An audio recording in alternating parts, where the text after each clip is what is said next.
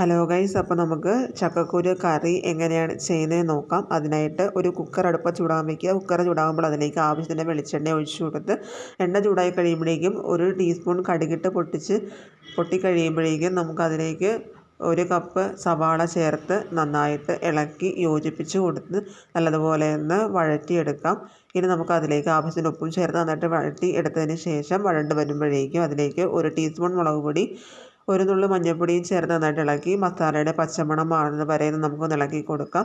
മസാലയുടെ പച്ചമണം മാറി വരുമ്പോഴേക്കും നമുക്കതിലേക്ക് 1 കപ്പ് ചക്കക്കുരുവും ചേർത്ത് നന്നായിട്ട് ഇളക്കി മസാലയൊക്കെ ഒന്ന് പിടിച്ചതിന് ശേഷം നമുക്കതിലേക്ക് ആവശ്യത്തിന് വെള്ളവും ചേർത്ത് നല്ലപോലെ ഇളക്കി യോജിപ്പിച്ചതിന് ശേഷം നമുക്ക് നല്ലതുപോലെ ഒന്ന് അടച്ച് വെച്ച് 2 വിസിൽ വരുന്നത് വരെ നമുക്കൊന്ന് വേവിച്ചെടുക്കാം.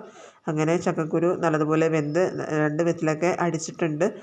അങ്ങനെ നമ്മുടെ ചക്കക്കുരു കറി ഇവിടെ തയ്യാറായിട്ടുണ്ട്. വളരെ എളുപ്പത്തിൽ വളരെ കുറച്ച് ഇൻഗ്രീഡിയൻറ്റ് മാത്രം വെച്ച് തയ്യാറാക്കാൻ പറ്റുന്ന ഒരു ഐറ്റമാണ്. എല്ലാവരും ട്രൈ ചെയ്ത് നോക്കുക.